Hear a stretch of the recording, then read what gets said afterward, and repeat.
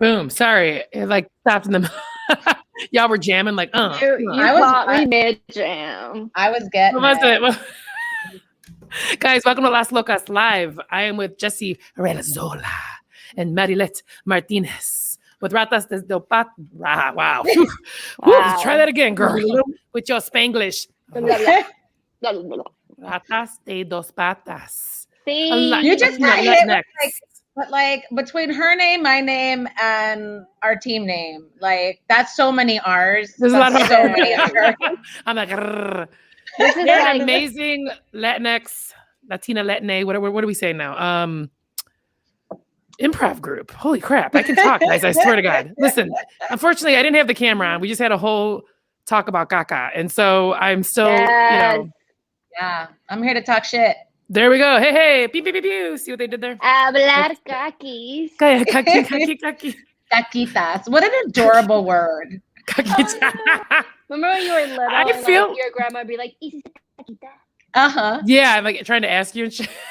Forever, like even now, if I'm like, oh, me duele mi panza, it's like, ay, hiciste caca. ¿Quieres hacer caquita? Like, always asking, right? Yeah, you gotta know. ¿Hiciste caquita? Hiciste caquita. Mira la caquita. When they help you. Oh, Jesus.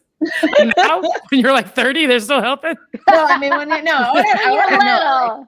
Yeah, when you're little. And then, like, go ahead. In the toilet, you're waiting for your grandma to like wipe your ass. And like, yeah. And then your grandma like comes to wipe you. She's like, yeah, ay, mira la caquita.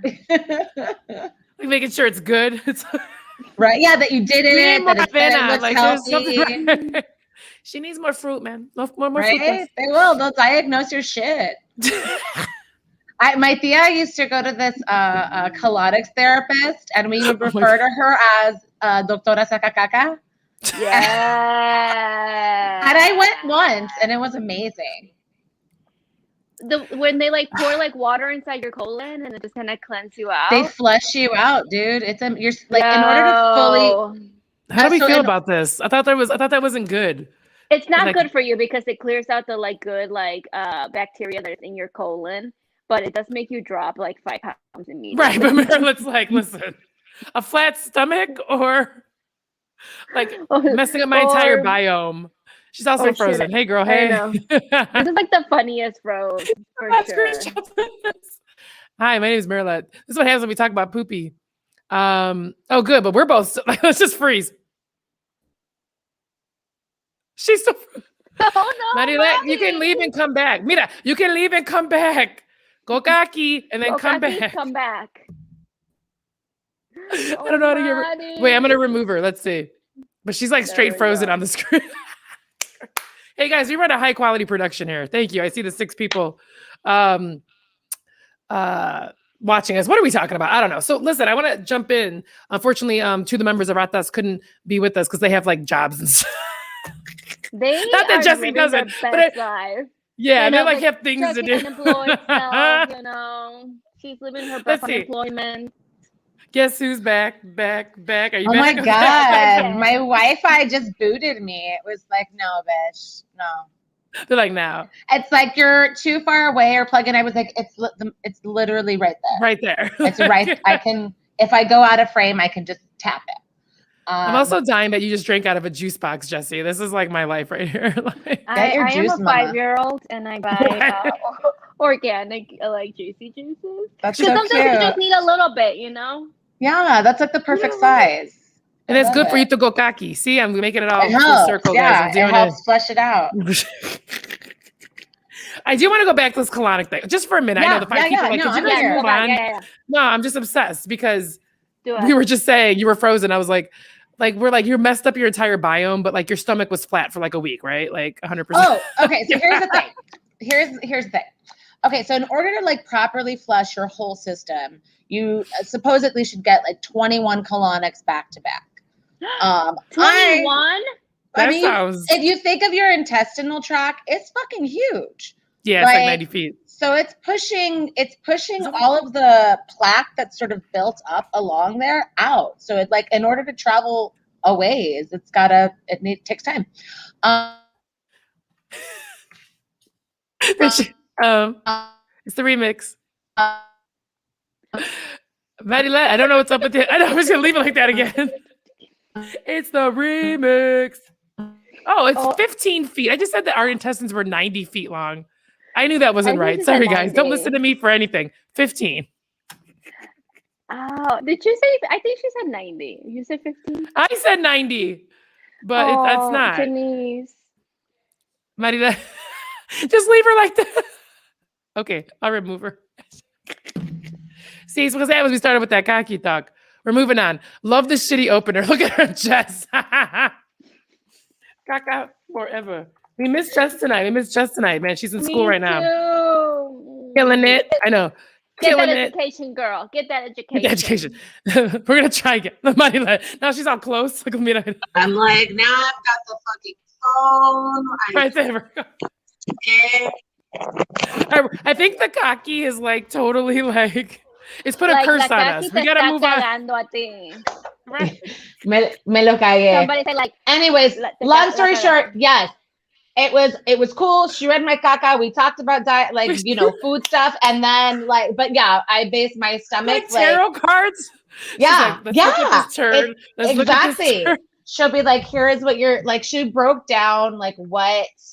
Like why my food's breaking down certain ways or not breaking down certain ways. Here's how many children you're gonna have, how many exactly. Love. Yeah, she was like, listen, your credit score is like she was breaking it down. 780. Yeah, you get a house, you get a car. You get a house. She's giving you like love advice. I can see from the color and texture. I can tell from this. I'm dead right now. But yeah, my stomach was like, me rebajé. I like my stomach flattened out a little. I was like, wow, okay. She had like a 6-pack overnight. That's awesome. It took like a couple of days, right? For like really for me to notice at least. And so I was how long was it flat? I mean, it wasn't like it was completely flat, but it was like I see like for a good couple weeks. And I was also just being more mindful of like what I was like eating and like, I don't know, just being like, oh, that for 2 weeks. Vergas. I mean, it's not, like, don't knock it till you try it, man. Exactly. Extra. You ain't live until somebody's stomach, right? Don't they? Yeah, you gotta like they don't, not like a cat. It's not like it's not like making biscuits, but it's I don't think rolling it out. It's a rolling. But just I remember her just sort of like pressing in certain areas, but it felt very clinical. Like, yeah, she was just rubbing you all weird. Like this got creepy. This got real. Exactly. Right. She pulled out like a stone. Right. Oh. Then the tarot cards, then the crystals, then the poop reading. Okay. And then the poop reading. That's how it happens. Oh my God. You have to light a candle. It's a whole process. No, if there's caca involved, you better. I see a sketch here for you guys. Please, we need to explore this. This is when you go to like a metaphysical, like colonic. Like they just take the shit. Literally, they take the shit too far. Hey yo, whoop, whoop, whoop. Hey, you know what? I'll put it in the back pocket. Put it in our back pocket, girl. Yeah. Do you guys do that? Actually, that's a good segue. Like, does just shit come up and you're like, again, shit. See, I'm gonna say shit the rest of the time. Keep saying it. keep saying it because this segues into what we've talked about before that is happening now. Yeah. Oh, okay. Yeah. I mean, do you guys like will have thoughts about random stuff and kind of because I mean, like as a stand-up, I'm always like taking notes and like doing random like vocal, voice notes that make no sense afterwards. It was like I'm almost telling myself I had to be there and I was there, but that doesn't make sense. So does that happen for you guys? You guys think? I mean, I know you guys do more improv, but I know you guys do some sketch and stuff. Is that how you guys do it or no? Tell me your secrets. I think there, in terms of our work, definitely like when things come up, either like in conversation or in whatnot, that like would be like, oh, that'd be funny. Or occasionally like characters or things that we've like discovered while doing improv, like we'll be like, oh, it'd be funny to see these characters in a different context, or like so it, and I've got in the notebook, the Ratas notebook I've got like a bunch of those sketch ideas and things that are and like little like small video teasery things, like all that kind of stuff. So like it's something that I try and practice, but I haven't been too diligent about lately. I think it's just like that we keep like tabs on just like, oh, this might sound good, and like if we go and revisit this, then we make it happen. Like the Selena sketch show that we wrote was something that we had mentioned, probably like at the beginning of like the inception of Ratas de Dos Patas, and then it happened about like 2 years later we made it happen. Which now we had talked about, doing something like along the lines of game show like Sábado Gigante. And it was like mentioned in passing and it wasn't brought up again until we are getting the opportunity to perform at the Baton Rouge Improv Festival, which is virtual. And in order for us to find something that would fit, be on interwebs, but still give it, that flair of Ratas. It was just like, interwebs. How about... Yeah. No, keep going. No, this is good because I was just going to say, I'm like, oh, you guys are traveling down south. I'm like, be careful. But you just clarified it's virtual. Yeah. You're like, nah, nowhere. I'm not going south of the Mason-Dixon line. Y'all don't care about the Rona. Yeah, no. No. So how does that work then? I mean, you were starting to touch on it. Sorry, I mean to interrupt, but like you guys decide, hey, we're going to do something that's a little bit more, it's got to be like view friendly, right? Like screen friendly. So does that change kind of the context of what you guys do? A little bit. In certain ways, yes. But what's great about the format of a game show is that a game show is made for television. So in that regard, like a lot of the conventions that we're using are great for this medium. I would be, and if we were just doing like a regular improv set, I would have way more concerns about it, or I would feel like we would have to be tech heavy in a different way. But I think with this, we get to sort of like play with the virtual, the technology is on our side in terms of like, oh, this is what it's built for. No, that's awesome. And then I know you've been doing comedy sports, and that's been more of a game show too. Like, has anybody done just plain old improv? You know what I mean? The classics. Plain old long form improv. Yeah. Yeah, there's tons online. There's a lot of people doing it. Well, look at me. I don't know nothing. Okay. I don't know nothing. I said it like my mom. I don't know. I don't know. Sorry, my mom just would not say that. She would never say a double negative. She's going to be so mad at me for me. Her grammar is impeccable. So how has it worked? Have you been in it or have you just seen it? Does it still work the same? I'm just thinking about the screen, but you people are different. People are at home. Oh my God, this is crazy. Like, how would is it just two people would work? How does it work? So many questions. I think your questions are the questions that so many are valid, and so many people have those questions. You think of improv and you think of like the people that are on stage and like sweep edits and running across this, the stage and just touching people, like that tangible like aspect of improv is like so important. Yeah. I mean, I definitely seen, long form. The ones that I've seen have really been genre driven. So I think the genre has helped them just kind of move them into, being virtual and still working, because they kind of play around with like, how does the genre fit the idea of being virtual? But I've yet to see anybody try to be like, let's play freeze on, virtual improv, because I think that would be hard. That'd be hard, But right? I'm sure that people are doing it. That would also be a funny sketch idea. I feel like when it's like could be a train wreck. I don't know. I love to see people fail. I'm a horrible person. What can I say? No, but A for effort. That's why we love clowns so much. See, yep. You know, I mean, I know a lot of people don't love clowns. I would say, but like in the sort of historic sense of the word clown, like, you know, like in the Charlie Chaplin kind of way or the Buster Keaton kind of way. Not the creepy under your bed poltergeist way. Right. Not like that ruined it for me. Yeah, in the 80s. Yeah. Okay. Not the Pennywise kind of clown. Right. Oh. Or It. Yeah, is that It? Or It. Yeah. That's it. Pennywise. Is that it? Okay. Yeah. I'm like, we'll see. I couldn't even watch the remake. That was good. What is it? Killer Clowns from Outer Space. Did you ever watch that? There's so many. Why are there so many? Clowns I feel like they're a very visceral thing. People physically respond one way or another to a clown. Jesse's like all quiet. How do you feel about clowns? Oh, Marilet knows how I feel about clowns. I loathe them. I have a giant fear of clowns, and I'm just like, no. You're like, can we stop talking about it? That's like you're having like you're like visibly getting agitated. I'm fine.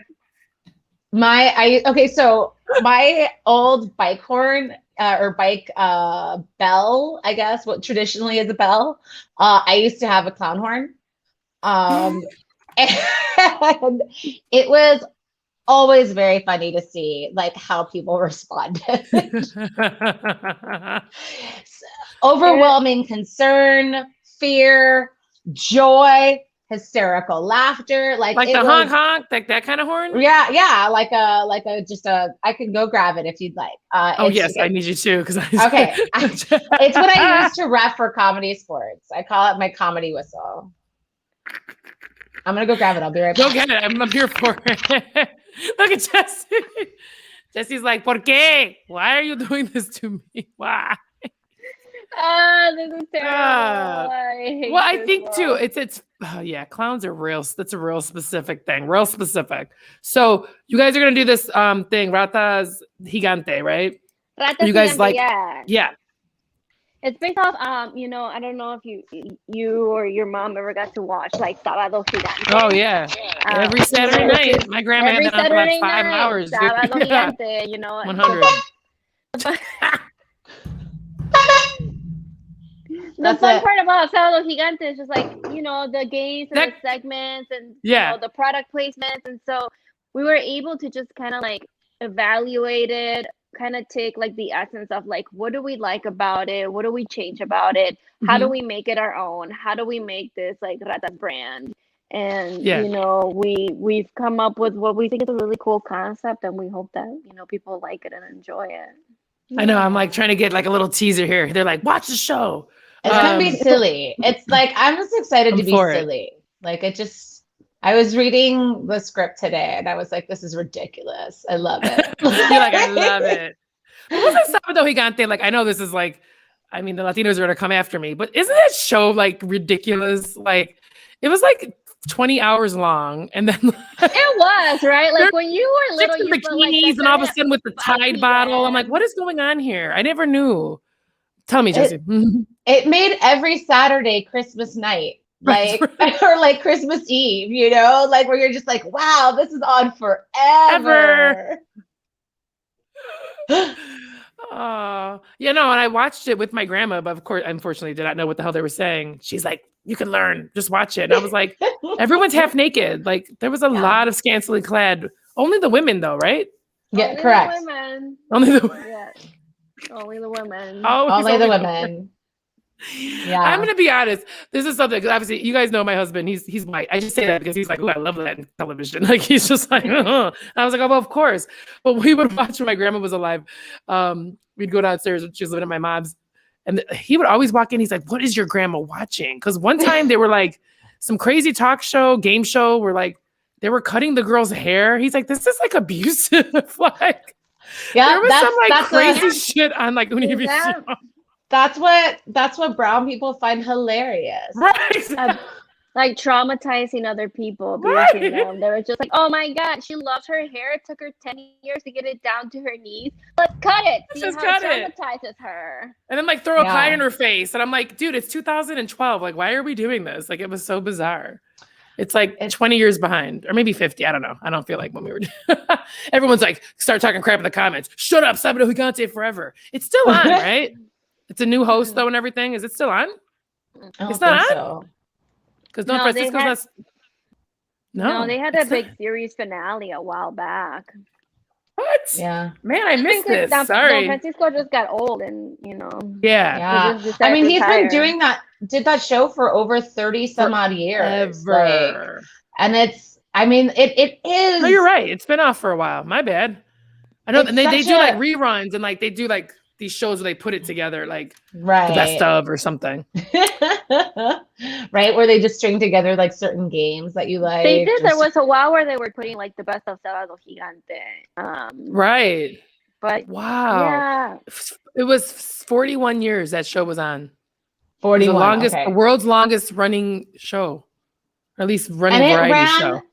It ran everywhere in Latin America. Yeah. Like and around the world too. And around the rest of the world. Like it culturally it is a huge like iconic show for many, many reasons. Well, I didn't realize. You know, like I just like Googled it and I'm like, it was like why Sábado Gigante had to end. And it was very much that it was kind of getting canceled before canceling came out. I hate that word, right? We've talked about that before.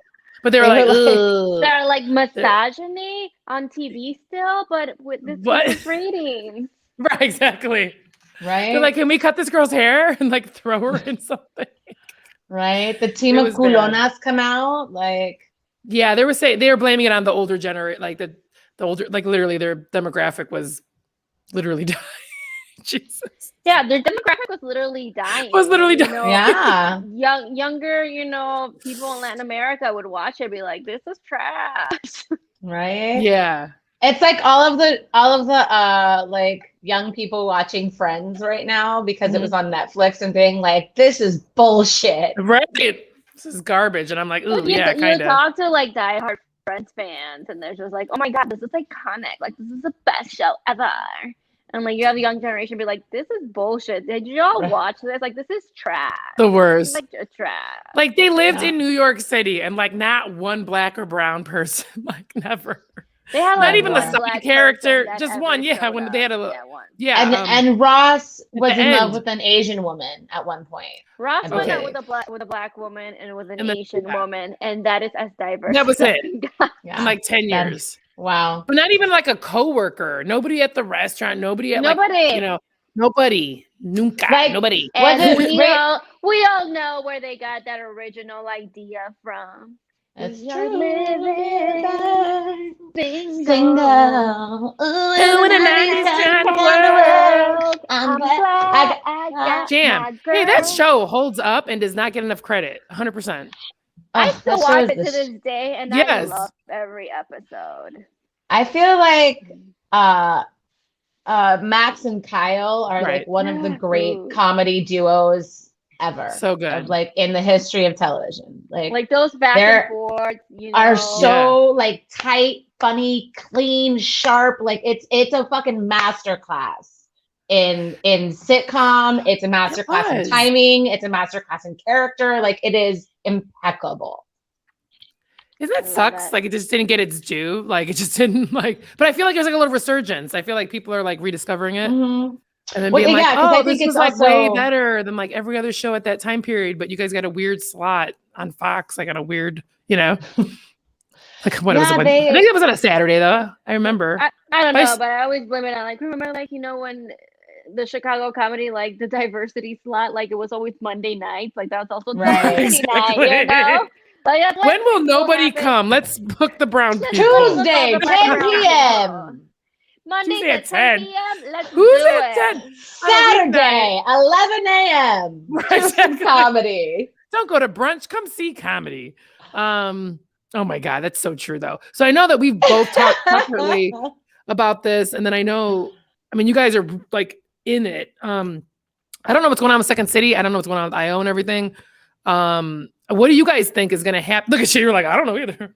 What do you guys think is going to happen with like Chicago improv in general, the improv scene? I mean, it's not. Go ahead, Jess. Go ahead. I think there will always be that part of Chicago improv that will always be very white, very flannel, very bearded, very bearded, very like beanie hatted, you know. What do you mean? Is this 92? Just like a grunge era? What do you just like? There's like people I went to high school with. What are you talking? Okay, I love it. But what's old is new again. Yeah. I definitely think that like there's been like we definitely saw the renaissance of Chicago comedy where like, you know, black and brown people are just like hey, you know, we don't want to be your tokens anymore. Now we want to make our own stuff. And what we've seen with this pandemic is just like people doing the work, you know, people doing the work now, like they have the time, you know, they have the energy and they have the drive. And so I've personally definitely seen, you know, people just building up, you know, new theaters, new organizations for people like, you know, black and brown people to go and create and take classes and produce and be able to just like make work that represents them, that is representative of them and that is representative of the culture and like the, you know, everybody that's just around them. And I think we'll definitely just see that a lot more without having to be tied down to big name institutions that we think are that's what I was going to say. But you're kind of acting as like the gatekeepers, like self-appointed gatekeepers to like at the end they ain't shit. Yeah. Well, and as you can tell, I mean, caca. How the mighty have fallen. It's all the caca. But I mean, obviously some great stuff came out of it, but also yeah. I hate that like gatekeeper concept of like, also there's like just these like 2 or 3 big things and everything else is like, no, I feel like some of the best stuff is coming out of random ass little theaters. And again, because they were willing to, you know, take chances and also not give people a Tuesday 10 p.m. slot. Yeah, it's true. Yeah, it's true. Yeah, I think the initiative and the entrepreneurial spirit is something that very much is in the makeup of Chicago, and I think that a lot of those people who have been doing the work, or a lot of the people who have been like tired of the abuse from these institutions, are in positions, are fully stepping into their power when it comes to what the relationships that they're building, or specifically not building with any of these places that are sort of historically have been problematic and hurtful and harmful. And while many of these theaters are on their paths to redemption and ideally radicalization, that's a lot of work, and sadly progress never moves as fast as we want it to.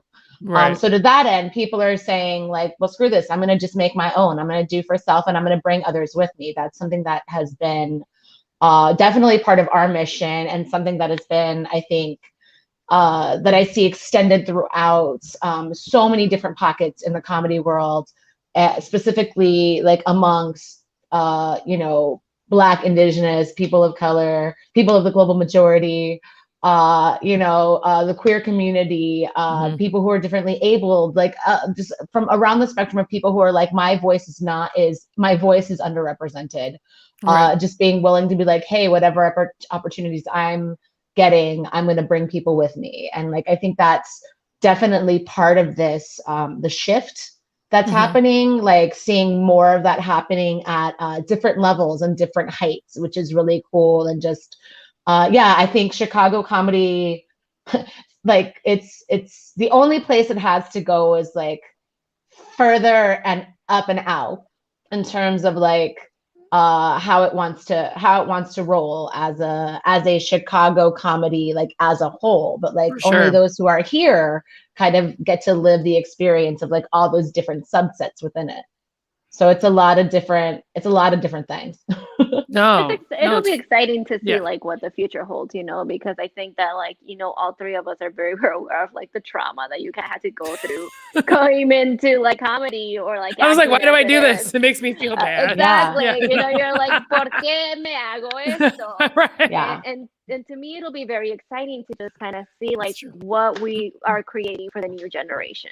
What are we going to, you know, leave for them to just further, you know, to be conscious of a lot of things and being able for them to like continue like the good work, being able for them, being able to leave them with something tangible that will also, you know, spread throughout the generations, and to be conscious, you know, from like little things like, hey, your theaters need ramps or they need elevators if you have more than one floor, you know, if it's got a step, like a differently able person can't get in there, you know, to also be like, hey, you can't just cast like, you know, one black guy in your, you know, ensemble and think that you're hella diverse. Like you are not, right? You know, or like, hey, like just because you have 5 white guys and 1 white girl doesn't mean that, hey, you already did the work. You know, it's a lot to be conscious. I love Marilet. She's like going down an elevator right now. Like, I'm sorry, y'all, my food got Her here. food, So I'm just picking like, it up. I'm here to continue this discussion about diversity and inclusion, but my Grubhub just arrived.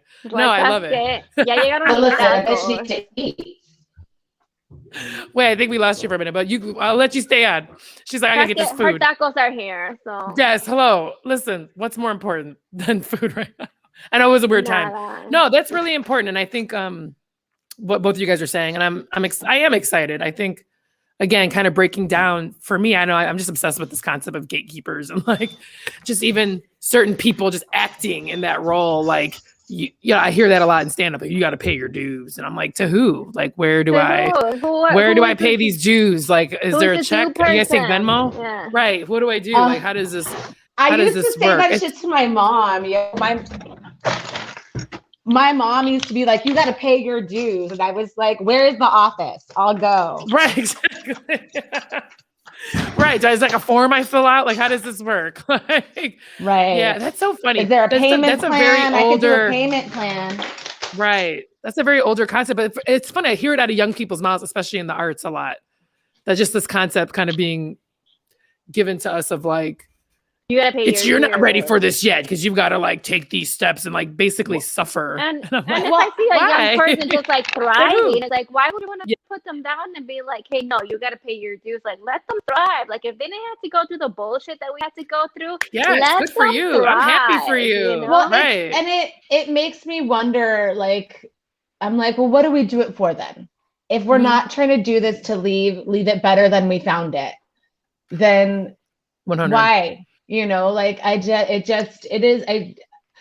one of those things that when I come back to it in terms of like, I understand that we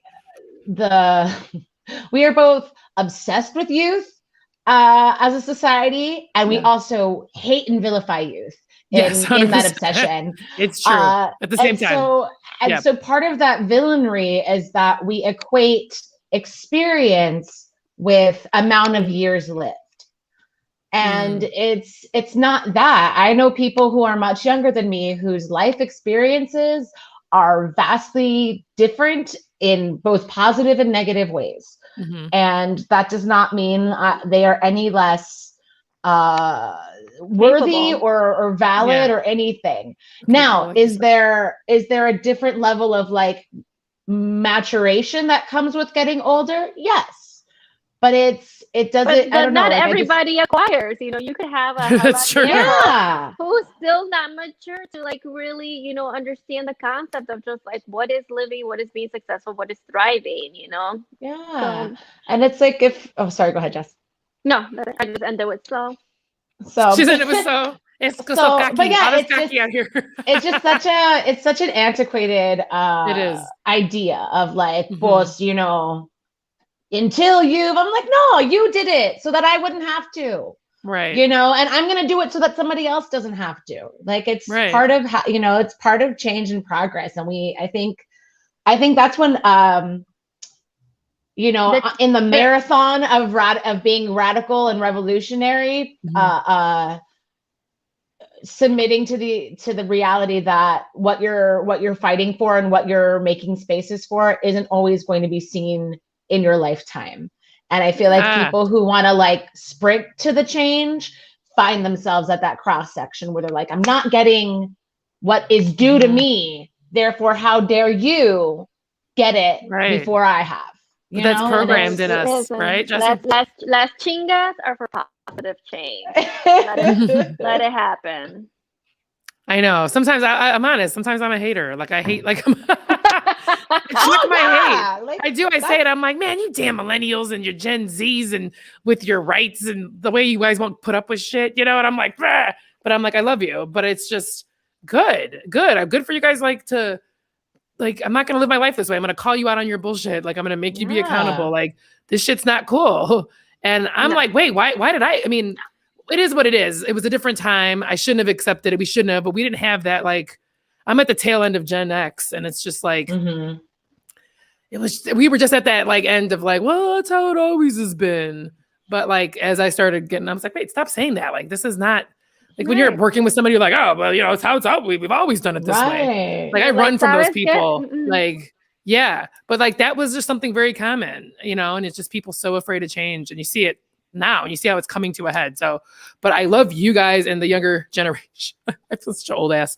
I think you guys are about like 10 years younger than me, but no, because you guys are just like, what? Like you guys were raised in that, like, nah, hell no, this is some bullshit. You know what I mean? Right. And it's like, we knew it was bullshit, but we felt powerless. Calling out the bullshit is like, I think, I don't necessarily know if that's like what was instilled in us, like as far as like our elders.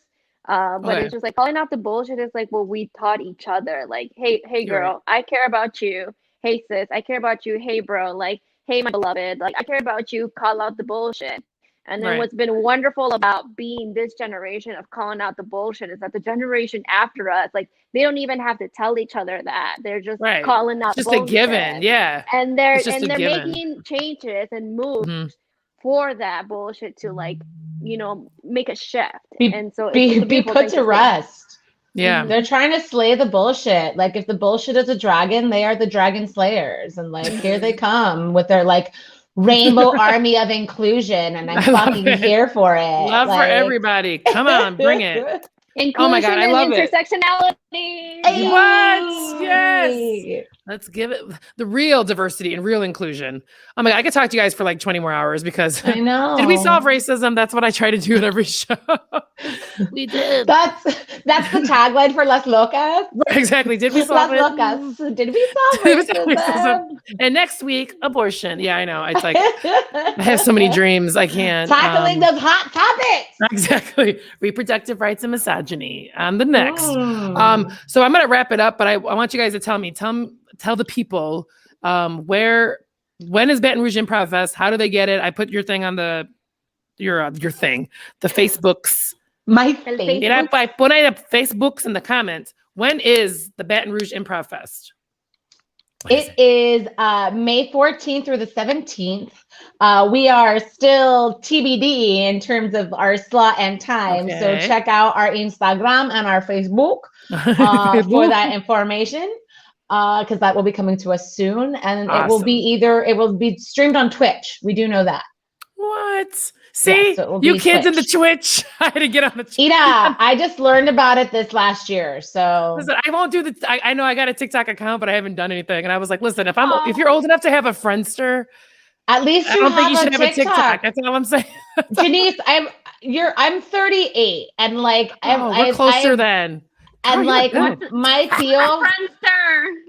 Remember Friendster? Does anybody remember Friendster? I do. Friendster? I didn't have one. But I also joined Facebook super late because I was really anti-social media. Okay. I remember I joined Facebook in like 2013 or 14. Like I was late to the game. You still had a MySpace or what? I never had any of them. I didn't like the idea of online. No top 9 friends. No. Right. You know what? I could tell you who my top 9 friends were in 1998. I'll tell you who my top 9 were. I hung out with those people in real life. We did travesuras together.